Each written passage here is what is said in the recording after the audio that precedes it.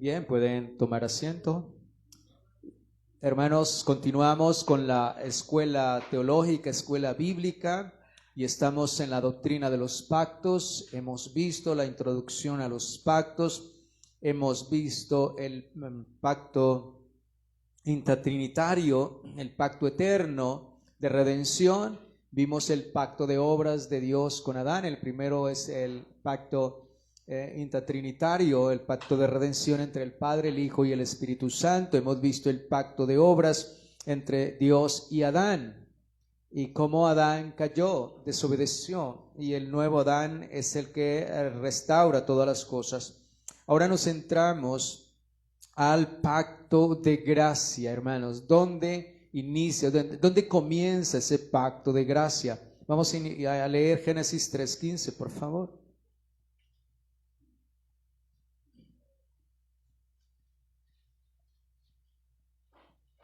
Y nos dice allí la palabra de Dios: y pondré enemistad entre ti y la mujer, entre tu simiente y la simiente suya. Esta te herirá en la cabeza y tú le herirás en el calcañar. Leámoslo nuevamente. Y pondré enemistad entre ti y la mujer, y entre tu simiente y la simiente suya. Esta te herirá en la cabeza y tú le herirás en el calcañar. Amén. Gloria al Señor.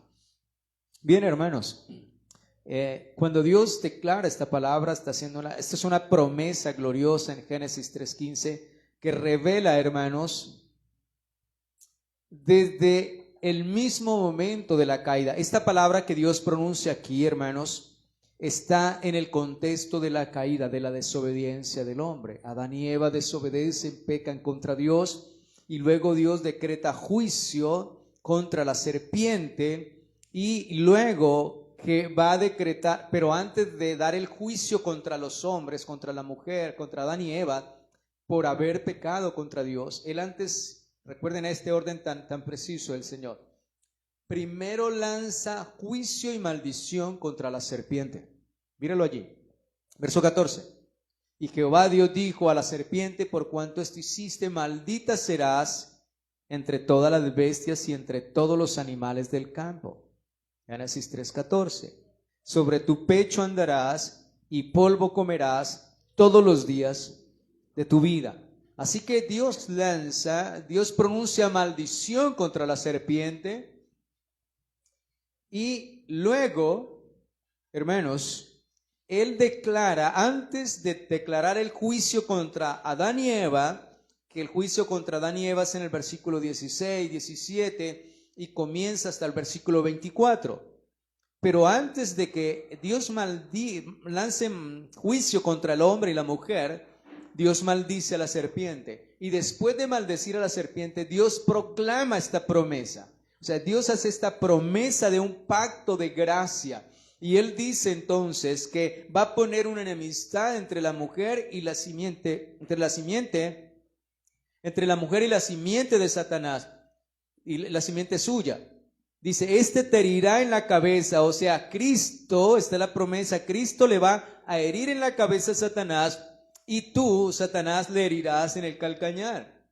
Así que esta es la primera promesa que Dios hace, hermanos. Y luego sí viene el juicio contra el hombre y la mujer, pero primero Dios proclama que se va a levantar un hijo de la mujer, una simiente de la mujer, que va a destruir a la simiente de Satanás. O sea, aquel que hizo caer y destruir al hombre, caer en pecado, un día Dios lo va a destruir y va a restaurar todas las cosas. Así que la idea central de Génesis 3:15 es que Dios revela, desde el mismo momento en que el hombre ha caído, Dios establece soberanamente un pacto de gracia. Aquí es donde vemos el inicio de todo el progreso de la redención o de la salvación, anunciando que por medio de la simiente de la mujer, que es Jesucristo, vencerá definitivamente a Satanás.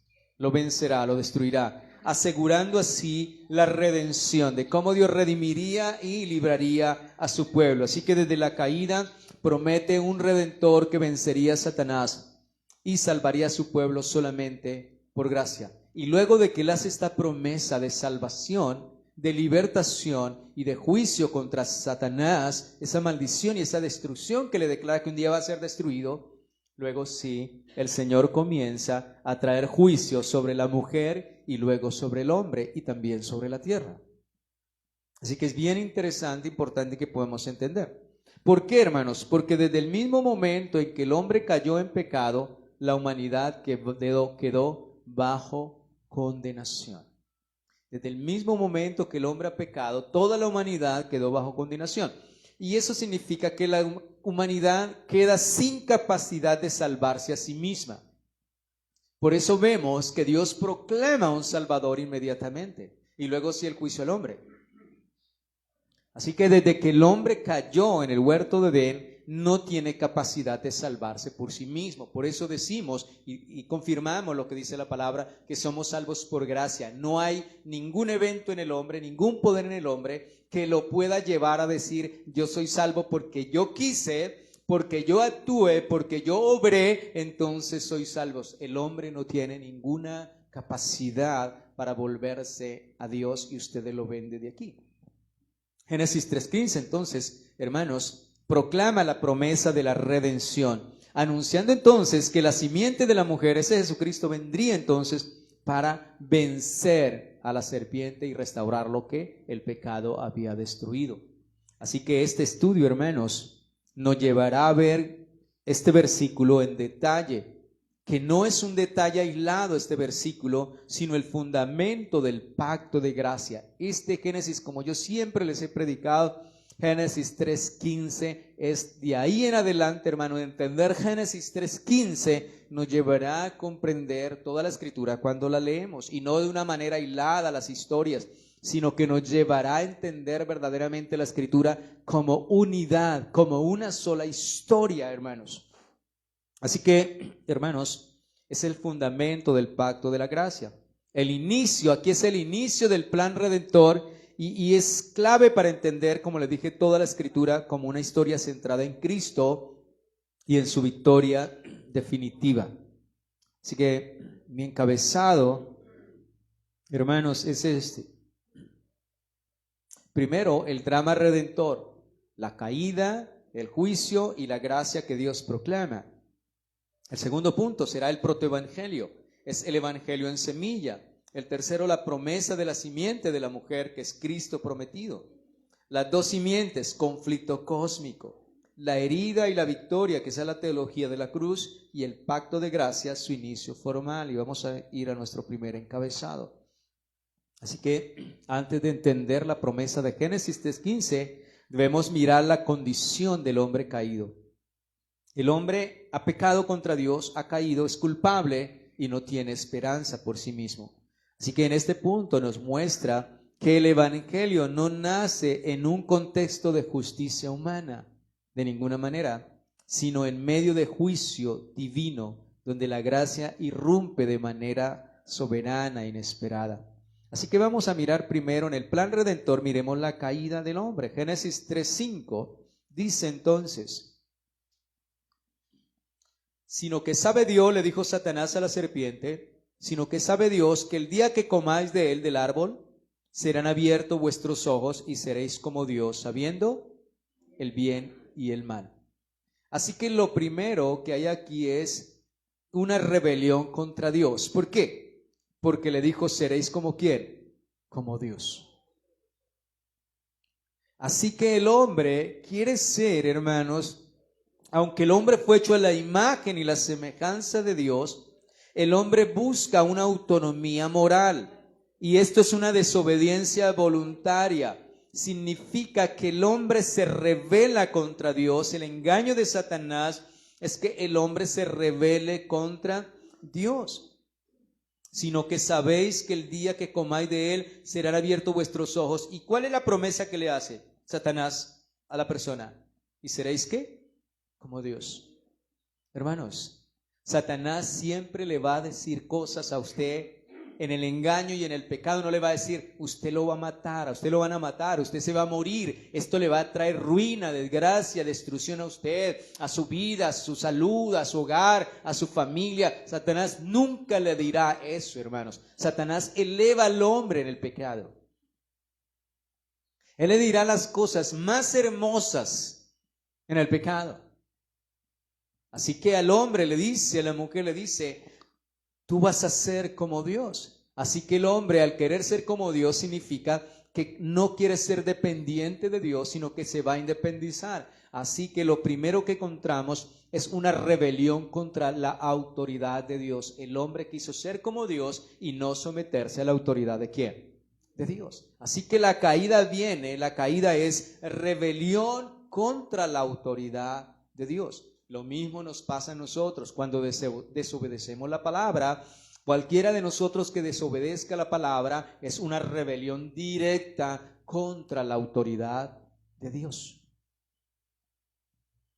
Ahora bien, lo segundo que trae es incredulidad. ¿Por qué? Porque le hace dudar de la palabra de Dios. Por ejemplo, vemos el versículo 3:1 dice, pero la serpiente era astuta más que todos los animales del campo que Jehová Dios había hecho, la cual dijo a la mujer, ¿con que Dios os ha dicho no comáis de todo árbol del huerto?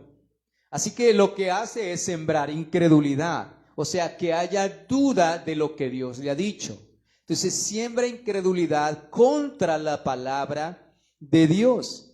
¿Se dan cuenta, hermanos? Que lo que hace Eva es que le cree más a la palabra de la serpiente y a la palabra de ¿quién? De Dios. Eso es lo que sucede. Así que este es el drama redentor. Lo que tenemos primeramente la caída. ¿Cómo cae el hombre? Rebelándose contra la autoridad de Dios, poniendo en duda, o sea, trayendo incredulidad a la palabra de Dios. Y tercero, idolatría, hermanos. ¿Por qué? Porque el hombre reemplaza a Dios por el yo. El hombre no quiso entonces someterse a Dios y él quiso buscar la propia sabiduría y el propio conocimiento autónomamente, independiente de Dios. Así que el hombre quiere por sí mismo traer y conocer la diferencia entre el bien y el mal y no esperar que Dios cada día le fuera revelando, enseñando e instruyendo. Así es como nosotros muchas veces, y hoy sobre todo en la juventud, no escuchamos el consejo de un padre, de una madre, y nosotros queremos irnos por el camino más corto. El camino más corto lleva a la destrucción. Pero el camino largo, cuando atravesamos todo el camino largo, que es paciencia, que es oración, que son muchas cosas, nos llevan al lugar cierto finalmente. Así que el hombre se vuelve idólatra, reemplaza a Dios por el yo. Soy más importante que Dios. Y cuarto, es la transgresión, la ruptura del pacto. Oseas 6:7 dice que así como Adán traspasaron el pacto, le está diciendo a su pueblo. Así que hay una transgresión, hay una ruptura del pacto. El hombre viola el pacto. No comeréis del árbol del huerto del bien y del mal. El día que del coma morirás. Así que Dios le dijo, no comerás. Y el hombre tenía que guardar ese mandamiento, ese pacto. Así que lo que hace el hombre es violar el pacto de Dios. Así que entonces tenemos que la caída es rebelión contra la autoridad de Dios, es incredulidad hacia la palabra de Dios, es idolatría porque se coloca el hombre en lugar de Dios y también es transgresión al pacto porque traspasó, violó la ley, el mandamiento de Dios. Ahora bien, esto dentro del drama redentor, hemos visto ya la caída, pero ahora miremos el juicio. Génesis 3:7. Ya leímos. Vamos a Génesis 3:7 y miraremos qué hay dentro de este juicio. Esta es la caída, hermanos. Voy a pasarle aquí. Pueden verlo allí, las imágenes nos ayudan ahí. Así que tenemos rebelión contra la autoridad de Dios. Tenemos incredulidad, se duda de la palabra de Dios. Tenemos idolatría, se reemplaza a Dios por el yo. Y transgresión o ruptura del pacto, como Adán traspasaron el pacto. Hay una violación absoluta a la palabra de Dios. Y ahora miremos el juicio. ¿De qué manera Dios trae juicio en la caída? ¿Cuáles son las dimensiones de este juicio? Primero es un juicio espiritual, hermanos. Génesis 2:1. O antes de ir a Génesis, esperemos aquí un momento. Génesis 3, versículo 24.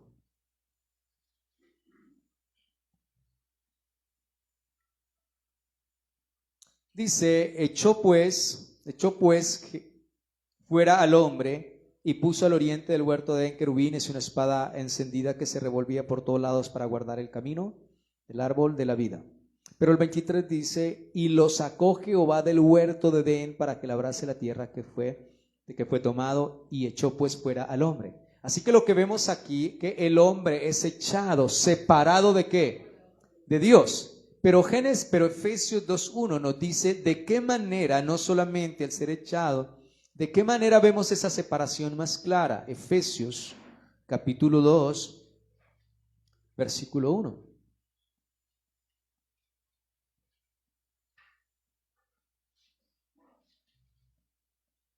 ¿Por qué fue echado? Bueno, ha pecado. Y dice Efesios 2:1, y Él os dio vida a vosotros cuando estabais muertos en vuestros delitos y pecados. Así que lo que tenemos es que lo primero, el juicio, cuando Dios declara juicio, hermanos, el juicio de Dios, la dimensión de esa caída es que lo primero que encuentra el hombre es una muerte espiritual inmediata, y eso significa una separación de Dios. El hombre cayó muerto en delitos y pecados. Ya vimos que en Adán todos ¿qué? Caímos. En el pecado de Adán todos, por el pecado de un solo hombre caímos todos nosotros. Pero también por la justicia de un solo hombre, Cristo, somos justificados. Ahora, lo primero que hay es una muerte espiritual, hermanos. Las consecuencias de la caída. Ya vimos, hermanos, cómo se dio la caída, que es rebelión, que es incredulidad, que es idolatría y violación al pacto. Ahora viene el juicio. Lo primero que encontramos en ese juicio, que es por cuanto el hombre pecó contra Dios, lo primero que hay es una muerte espiritual. O sea, el hombre no tiene vida espiritual. El hombre no tiene relación con Dios. Y entonces es el juicio, separación de Dios. Y también, hermanos, hay un juicio moral. ¿Por qué? Al hombre desobedecer, morir espiritualmente, dice Romanos 3:10, ¿cómo queda el hombre en su naturaleza? Romanos 3:10.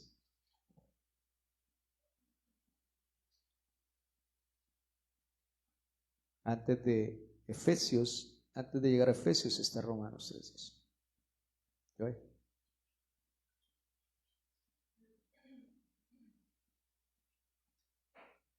Romanos 3:10. Dice allí, como está escrito, no hay justo ni aun uno. No hay quien entienda. No hay quien busque a Dios. Todos se desviaron, a una se hicieron inútiles. No hay quien haga lo bueno, no hay ni siquiera que uno. Así que lo que pueden ver usted aquí, hermanos, es que este ha sido un juicio moral. El hombre no solamente ha quedado muerto en delitos y pecados, espiritualmente muerto, no puede tener relación con Dios porque está muerto espiritualmente, pero además el juicio cae en una depravación total. El hombre es depravado, es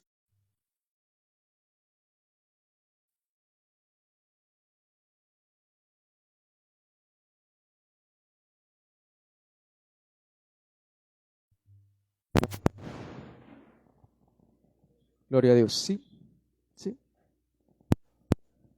sí, gloria a Dios, gloria al Señor, gloria a Dios, sí, sí, sí, gloria a Dios.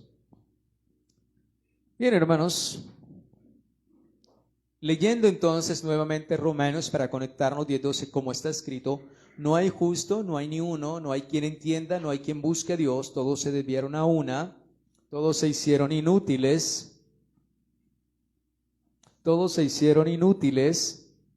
no hay quien haga lo bueno, no hay siquiera uno, dice la palabra. Así que lo que vemos es que el hombre no solamente murió espiritualmente como consecuencia de la caída, sino que también el hombre quedó depravado moralmente. O sea, el hombre es corrupto justo moralmente y por naturaleza. Y el hombre quiere justificarse en las obras, pero la palabra dice que ninguno será justificado por las obras. Así que esta es la condición. Ahora, ya vemos que el hombre está muerto espiritualmente en delitos y pecados. Y ahora también Pablo nos dice que no solamente eso, que moralmente el hombre está depravado por naturaleza. Así que, hermanos, déjenme preguntarle algo a ustedes. ¿Quién puede delante del Señor jactarse y decir que es salvo porque Él quiso? Nadie. Y esto nos lleva a mirar y a reconocer que necesitamos la gracia de Dios, que necesitamos el Evangelio. Por eso la promesa de Cristo es esta, la promesa de Dios es el hijo de la mujer, la simiente de la mujer va a destruir a aquel que lo destruyó a ustedes en el huerto de Edén. Él le va a destruir, pero Satanás le va a herir en el calcañar, que significa esa herida es porque aunque Cristo murió y estuvo 3 días en muerte, pero es una herida en el calcañar porque el daño no fue para siempre, fue simplemente una herida. Cristo resucitó al 3er día. Así que entonces, la simiente de la mujer, hermanos, Cristo está proclamando, Dios nos está proclamando allí esa promesa gloriosa. Por eso allí, Génesis 3:15, es la semilla donde comienza todo el plan de redención. Y Cristo es esa simiente que comienza a desarrollarse y lo vemos en todos los libros de la Escritura hasta cumplirse en Jesucristo en el Nuevo Testamento y escatológicamente en el fin de los siglos en la venida de Cristo Jesús. Gloria a Dios. Así que, hermanos, entonces seguimos en nuestra enseñanza. Ahora, no solamente ha habido un juicio moral, relacional, ya lo vimos, una ruptura con Dios y consigo mismo. Vea, volvemos a Génesis 3.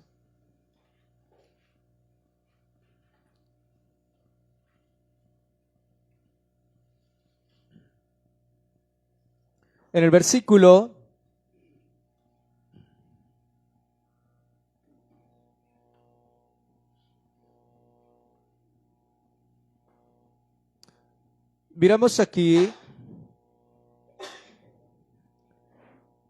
16. A la mujer dijo: multiplicaré en gran manera los dolores en tus preñeces. Con dolor darás a luz tus hijos y tu deseo será para tu marido y él se enseñoreará de ti. Entonces, ha habido una ruptura con Dios. El hombre ahora prefirió su yo a Dios. Hermanos, el hombre quiso conocer el bien y el mal por medio de sí mismo. Así que él ignora y desecha a Dios y obedece el mandamiento. Ahora el hombre va a comenzar a experimentar qué es el mal, hermanos. Así que el pecado trae como juicio una ruptura con Dios. Y al haber una ruptura con Dios, ninguna relación en este mundo puede ser superada. Ninguna relación en este mundo puede ser armoniosa, hermanos. Aún en los que hemos sido regenerados por Cristo, aún tenemos esa lucha. ¿Por qué? Porque el pecado, la caída de Adán y Eva, cuando trajo la ruptura con Dios, las demás relaciones, al romperse la relación con Dios, las demás relaciones nunca, hermanos, van a estar bien. Por eso Dios nos dice: no os unáis en yugo ¿qué? Desigual, porque si en un yugo igual, con 2 regenerados, caídos regenerados, la lucha no es fácil, la vida no es fácil, ¿cuánto más será con aquellos que no han sido transformados? Es la realidad de la vida. Así que hubo algo. Al romperse la relación con Dios, el hombre también ha roto la relación consigo mismo y con los semejantes. Miremos, ¿qué pasó con Adán y Eva? ¿Qué le dice Dios a la mujer? Multiplicaré en gran manera los dolores en tus preñeces, versículo 16. Con dolor darás a luz los hijos y tu deseo será para tu marido y él se enseñoreará de ¿qué? Hermanos, recuerden que solamente había 2 hombres sobre la faz de la tierra, Adán y Eva. Pero al romperse la relación con Dios, de aquí en adelante, la relación y la comunicación de ellos iba a ser un completo momentos difíciles para ellos. Creo que está muy bien. Sí. Sí, gloria a Dios. Así que, hermanos, Adán y Eva comienzan una vida dura y difícil. Una guerra, una lucha entre el hombre y la mujer. Dice la palabra, y tu deseo será para tu marido. Ahora ella está bajo esa sujeción. Pero ella no querrá sujetarse y él querrá la sujeción por la fuerza. Así que va a haber, comienza el lío, comienza la desgracia, comienza la ruina, comienzan todos nuestros problemas en esta vida. Estas son entonces el juicio de Dios, donde todo era armonía con Dios, el hombre tenía armonía con su esposa y su esposa con su esposo. Pero cuando se rompe la armonía con Dios, la relación con Dios, todas las demás relaciones son afectadas. Así que el hombre está moralmente corrupto, el hombre es depravado y va a haber una lucha allí. Por eso dice, pondré enemistad, que ya lo vamos a ver, una enemistad, una guerra entre los hijos de Dios y la descendencia ¿de quién? De la serpiente, los hijos del diablo. Siempre va a haber una lucha. Pero no solamente, hermanos, es la ruptura, es la guerra cósmica. Romanos 8:20 al 22, la creación quedó bajo ¿qué? Maldición. Miremos aquí.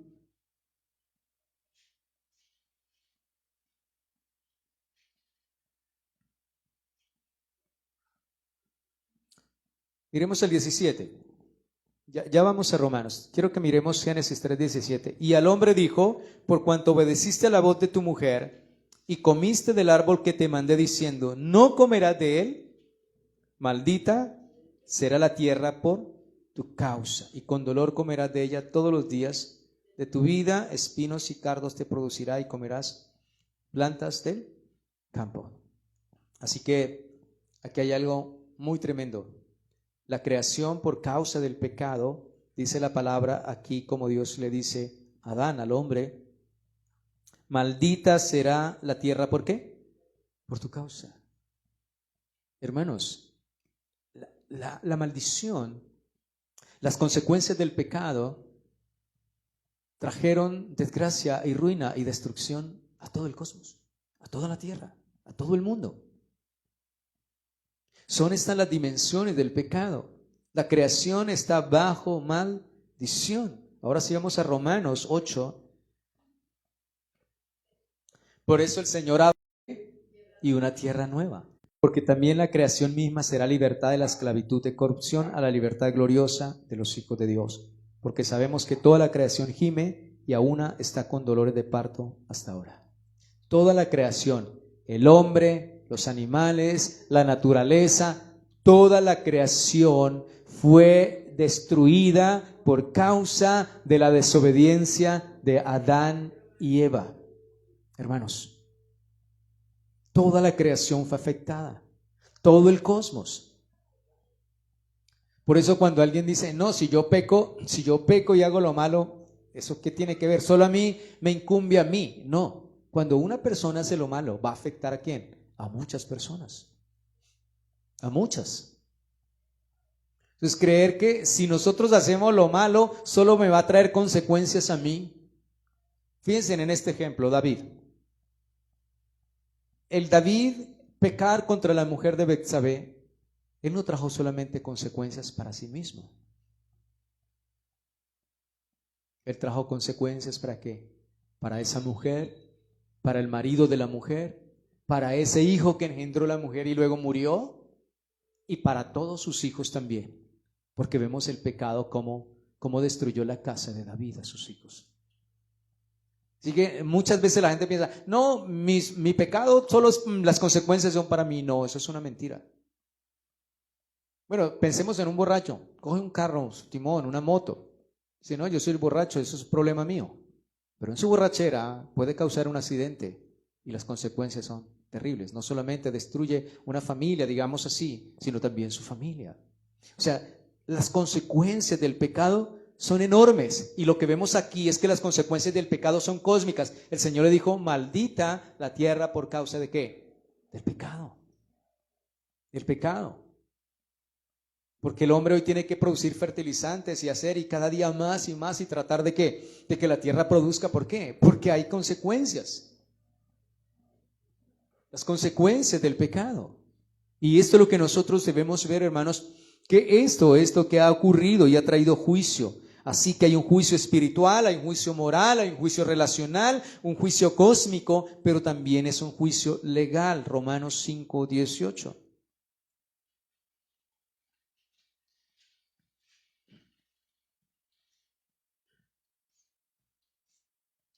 Dice entonces allí, así que como por la transgresión de uno vino la condenación a todos los hombres, o sea, por la desobediencia de Adán y Eva, vino la condenación a todos los hombres, de la misma manera, por la justicia de uno, vino a todos los hombres la justificación de vida.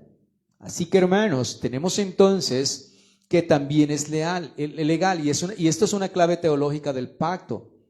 Hay una condenación judicial, o sea, el hombre está bajo un juicio, una condena judicial, y delante de un juez tendrá que responder. El juez que está preparado para juzgar ¿a quién?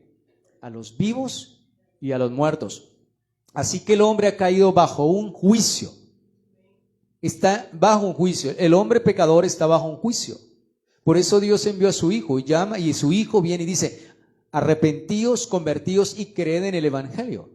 Porque quien rechaza el Evangelio, hermanos, tendrá que presentarse delante de Dios sin ningún abogado. Así que no tendrá ningún defensor, ningún mediador. Y como ese hombre está bajo juicio, para él entonces lo único que le queda es la condenación y el juicio eterno. Y ahí estamos, hermanos. Gloria al Señor. Sí, gloria a Dios. Miremos entonces ahora, hermanos,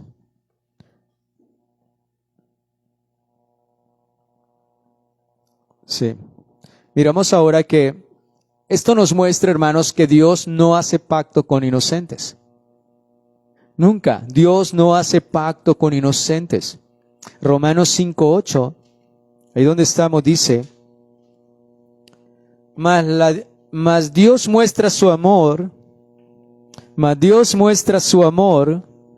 para con nosotros, en que siendo aún pecadores, Cristo murió por nosotros. Así que lo que vemos aquí, hermanos, es que Dios no hace pacto de gracia con inocentes. Dios hace pacto ¿con quién? Con pecadores. Escucha bien, con pecadores.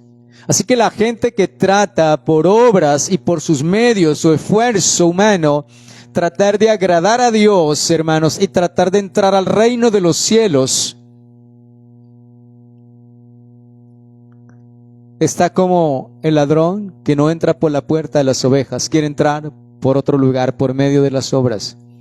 Así que, hermanos, Dios no hace pactos con inocentes, Dios hace pacto con gente culpables, con aquellos que reconocen su culpabilidad, su pecado, su maldad, que vivieron, que nacieron muertos en delitos y pecados, y reconocen que moralmente, judicialmente, hermanos, como lo acabamos de ver, espiritualmente, relacionalmente y cósmicamente, estaban perdidos por su pecado. Por eso es importante el pacto de gracia. O sea, las Génesis 3:15 es donde Dios hace un pacto glorioso, promete un Salvador, promete un libertador, y de ahí en adelante ustedes van a ver cómo comienza la expectativa. Eva comienza con la expectativa cuando le nace el siguiente hijo. Luego los padres de Noé tienen la expectativa, este es el que nos va a librar de nuestras cargas pesadas. Y comienza a desarrollar toda esa expectativa mesiánica de cuándo iba a venir aquel que los iba a libertar de esa esclavitud, de esa ruina, de esa desgracia por la cual cayeron nuestros primeros padres. Así que, hermanos, cuando nosotros miramos y entendemos el pacto de gracia y cuáles fueron las consecuencias, el juicio y las consecuencias de la caída, podemos entender, hermanos, que toda esta doctrina destruye todo mérito humano. Todo mérito humano es destruido cuando nosotros vemos cuáles son las consecuencias y el juicio por causa de la desobediencia de nuestros primeros padres en el huerto de Edén. Y entendiendo ese juicio y esas consecuencias, podemos decir entonces, si podemos acercarnos a Dios y no hemos sido salvos: Señor, yo soy esa persona, soy incapaz, no tengo ningún mérito. ¿Cómo podré yo agradarte? ¿Qué podré hacer? Si nuestros primeros padres desobedecieron y fueron expulsados, rompieron comunión contigo y trajeron consecuencias terribles. Pero Dios prometió allí, Génesis 3:15, una simiente. El hijo de la mujer, la simiente de la mujer, va a aplastar a Satanás y va a revertir todos los efectos del pecado, no solamente en la humanidad, sino que creará cielos nuevos y tierra nueva. Usted ve el Génesis, usted encuentra en Génesis que el hombre es apartado del huerto y el árbol de la vida está cubierto, está protegido. El hombre no puede echar mano de él por sí mismo. Pero usted luego ve en la restauración, en Apocalipsis, y ve que el árbol de la vida está dispuesto para todas las naciones y para todos los pueblos. El jardín ha sido, ¿qué? Recuperado. Y hay vida, y hay libertad. Así que podemos ver entonces esa recuperación. Después que terminemos los pactos, yo les voy a dar una enseñanza y tomando toda la escritura, y vamos a hacerlo abuelo de pájaro, tomamos todos los libros y vamos a ver cómo es la expectativa mesiánica desde Génesis hasta el Apocalipsis, para que podamos cada día entender y comprender la escritura. Así que cuando veamos a David, ya no lo vamos a decir yo soy ese David el que vence a Goliat, sino que veamos que necesitamos un rey que nos libre de todos nuestros enemigos. Y entonces ahí va el profeta, va el rey, hermanos, y va el sacerdote. Y se nos va mostrando ese panorama de ese Mesías Redentor, de esa simiente, como un rey, como un sacerdote y como un profeta también. Que es muy interesante, muy importante, aunque yo les di esto alguna vez. Así que, hermanos, la doctrina clave que encontramos aquí es que Adán actuó como representante de toda la humanidad. Adán estaba representando a toda la humanidad. Así que Adán representa a toda la humanidad. Adán ha pecado, el pacto de obras ha sido quebrantado, el juicio es justo e inevitable. Dios declara juicio contra la serpiente, maldición contra la serpiente, juicio contra la mujer, juicio contra el hombre, juicio contra toda la tierra, contra el cosmos. Su pecado ahora, el pecado de Adán es imputado a todos los hombres, por cuanto todos pecaron. Adán dice que en Adán todos pecamos. Su culpa, la culpa de Adán es legalmente nuestra. Culpa también porque él es el representante federal, él es la cabeza de todos los hombres. Y su naturaleza caída comienza a transmitirse a todos los hombres. Nosotros vemos entonces que Adán y Eva engendraron hijos, Caín y ¿qué? Y Abel. Hermanos, y mire las consecuencias, eran hermanos. Y ya el uno mataba al otro. Y uno puede ver el estrago del pecado tan terrible. En ese mismo momento, o sea, engendran sus hijos con esa naturaleza pecaminosa. Y ya, hermanos, Caín mata a su hermano. Y vemos el estrago. Así que por la desobediencia de un hombre, los muchos fueron constituidos pecadores. Así que esto explica que todos nacemos pecadores. Y aquí es entonces, hermanos, donde el Señor irrumpe y proclama, predica el Evangelio. Así que el protoevangelio, el proto significa inicio, comienzo, primero. Es como cuando usted ve Usted ha visto las flores, las rosas y todas estas flores que tienen capullo. Cuando está en capullo no vemos lo hermosa que es. Cuando abre podemos ver lo maravillosa. Así que el protoevangelio se llama proto porque es el comienzo, es el inicio, lo primero. A Génesis 3:15, porque es la proclamación del evangelio, hermanos. Allí se proclama en ese capullo el evangelio. Que un hombre, el hijo de la mujer de Eva, la simiente de Eva, él destruiría a la serpiente. ¿Y qué es el evangelio? Que Cristo Jesús vino a morir. ¿Por quién? Por los pecadores, para llevarnos a una comunión, a una restauración con nuestro Padre Celestial. Así que voy a dejar hasta aquí, hermanos, porque me falta bastante. Voy a desarrollar un poquito. Bueno, tengo 10 minutos. Pero no tengo la diapositiva, vamos a decir. No me sirve. ¿Sí? Vamos a ver si nos inicia. Sí, creo que sí.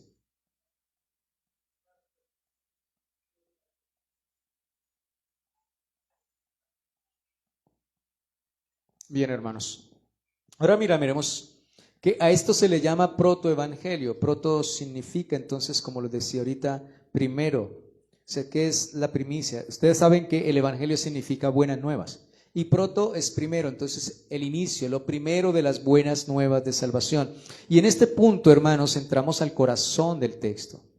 El primer anuncio del evangelio, aquí es donde Dios no solo maldice a la serpiente, sino que revela en forma de promesa el plan de redención que se desarrollará a lo largo de toda la Escritura. No nos aguanta. Así que, hermanos, Génesis 3:15 es el anuncio del evangelio en toda la Escritura. Es la semilla que se va a desarrollar durante toda la Escritura. Ahora, Génesis 3:15, la naturaleza de este anuncio es profético. O sea, se anuncia, es profético, es redentor. ¿Por qué? Porque esa simiente de la mujer va a destruir al enemigo, va a librar al hombre caído de las consecuencias de su pecado. Y tercero, es escatológico. Escatológico significa futuro, venidero, porque es en el futuro donde va a suceder esto. Ya sucedió, pero realmente la victoria, el triunfo y la destrucción total de Satanás es escatológico, falta por venir. Así que, hermanos, aquí se proclama la victoria. Miremos, hermanos, cómo en Primera de Pedro 1:20, Primera de Pedro 1:20,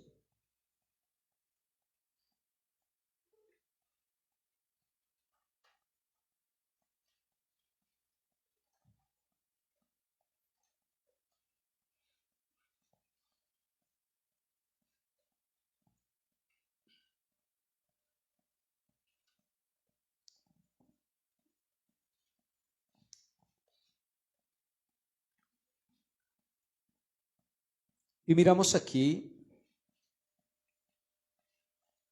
que Jesús no solamente proclamó una maldición contra la serpiente, un juicio contra el hombre, sino que también es una proclamación de victoria. Primera de Pedro 1:20 dice, ya destinado, está hablando de Cristo, ya destinado de antes de la fundación del mundo, pero manifestado en los postreros tiempos, ¿por amor de quién?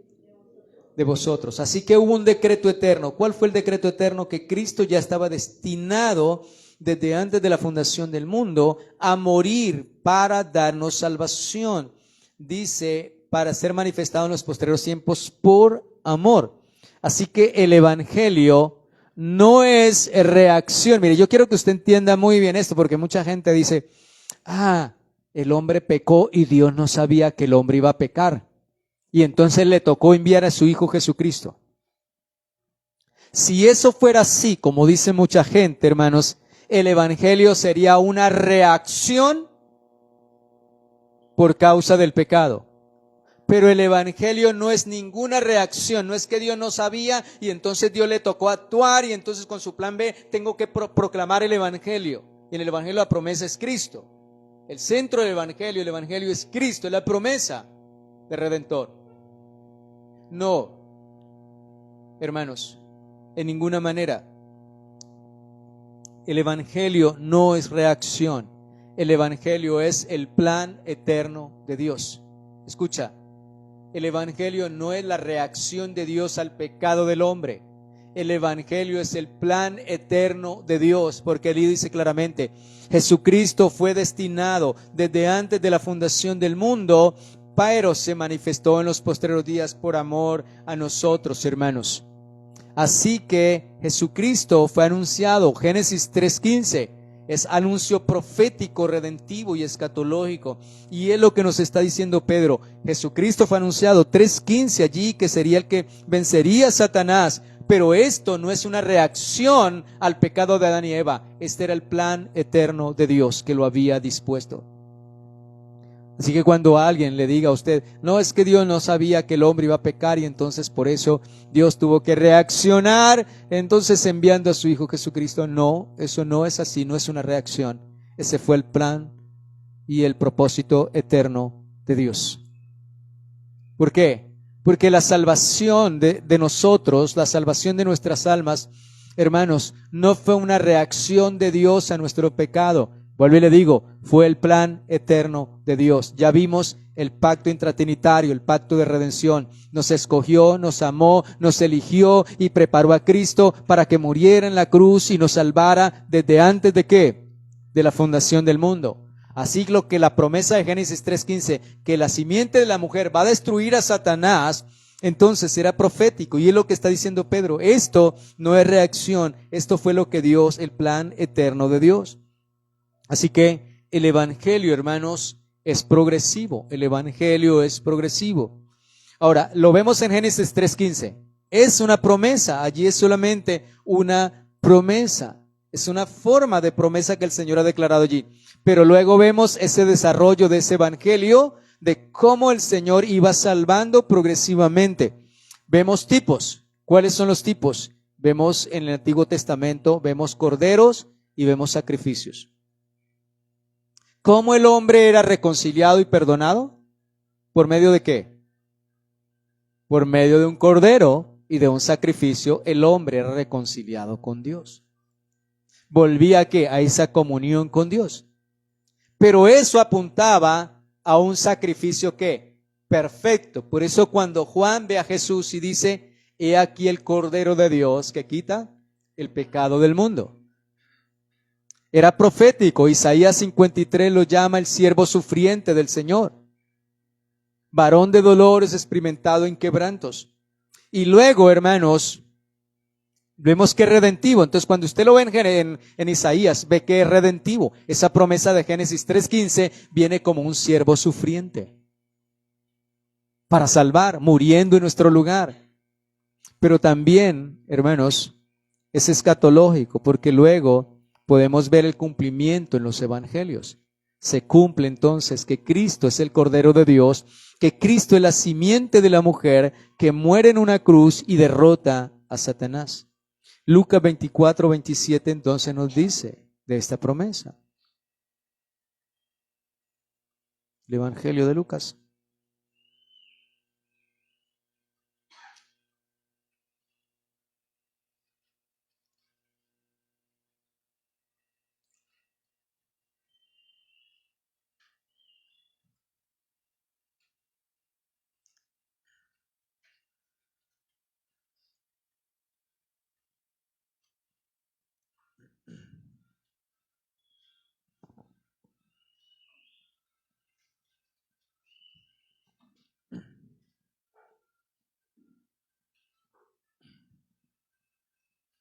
Dice, y comenzando desde Moisés, creo que así yo la uso, hermano Joy.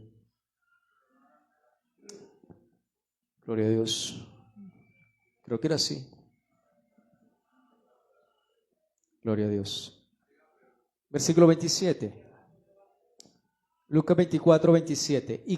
Este es Cristo que encontró a aquellos hombres que iban camino de Emaús, los discípulos, pero ellos no lo reconocieron. Y comenzando desde Moisés y siguiendo por todos los profetas, les declaraba en todas las escrituras lo que de él. Fíjense que él comenzó por Moisés. Cuando habla de Moisés, habla del Pentateuco, Génesis, Éxodo, Número, Levítico, Deuteronomio. O sea que comienza desde Génesis, desde Moisés, y va también por los profetas y los salmos, y les declaró lo que en las escrituras hablaban de quién, de él. Entonces la escritura, hermanos, no son unas historias aisladas. Toda la escritura, todas las historias son un retazo que se une para formar totalmente el abrigo total. El plan de redención es un plan que comenzó en una semilla, Génesis 3:15, y comienza a desarrollarse progresivamente. Entonces uno llega a Deuteronomio y dice Moisés, Dios le levantará profeta como ¿quién? Como yo. Entonces ya vemos allí, la simiente va a ser un profeta también. Dios le dice a David, yo te voy a levantar un rey en tu trono que reinará para siempre. Pero vemos que ni David, ninguno de sus hijos está reinando. Pero Dios hizo una promesa, que ese rey reinaría. Entonces esa promesa de la simiente no solamente es un profeta, sino que también es un ¿qué? Es un rey que va a reinar las naciones y va a reinar para siempre y va a regir con vara de hierro. Pero también vemos que en los sacrificios se necesitaba de un sacerdote, pero todos los sacerdotes fallaban. Todos fallaban, así que apuntaba a un sacerdote que pudiera mediar entre Dios y los hombres con un solo sacrificio. Entonces el sacerdote entraba cada año y ofrecía sacrificios por él y por todo el pueblo. Y cada año tenía que recordar los pecados. Pero esto apuntaba entonces a que se necesitaba un sacerdote que ofreciera un solo sacrificio para siempre. Entonces nosotros en Hebreos capítulo 1, versículo 1 al 5, usted encuentra que Jesucristo es profeta, es rey y es sacerdote. Y comienza todo el plan progresivo.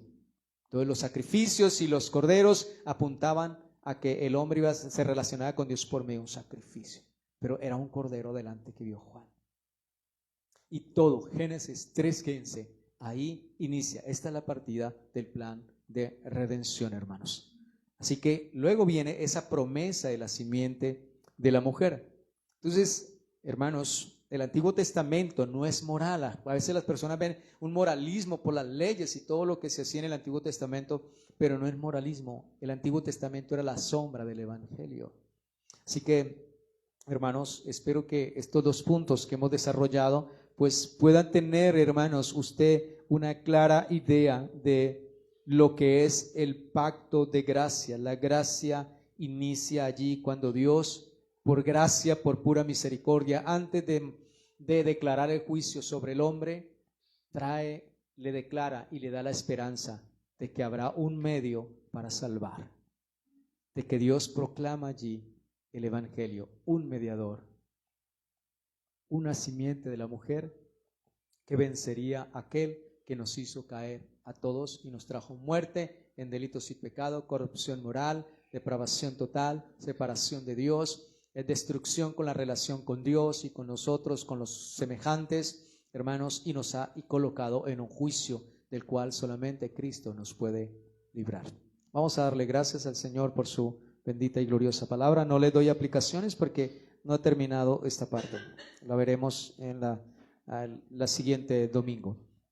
Padre, gracias te damos por tu bendita y gloriosa palabra, Señor. Gracias por instruirnos y ayudarnos a comprender el plan eterno de salvación, desde donde se desarrolla, poderoso Dios. Sabemos que el plan eterno de salvación se dio en la eternidad, bendito Dios, pero aquí es donde se materializa, donde inicia, comienza a desarrollarse lo que tú tenías ordenado desde antes de la fundación del mundo.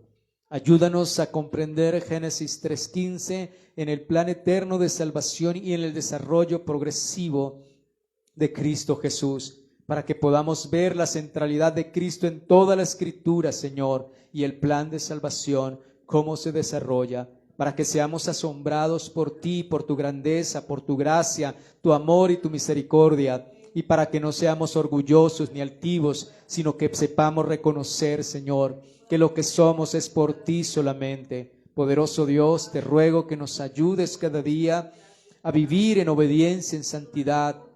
No obedecemos para ganar nada. Señor, la obediencia es la respuesta porque hemos recibido de ti tu gracia, tu amor y tu misericordia inmerecida.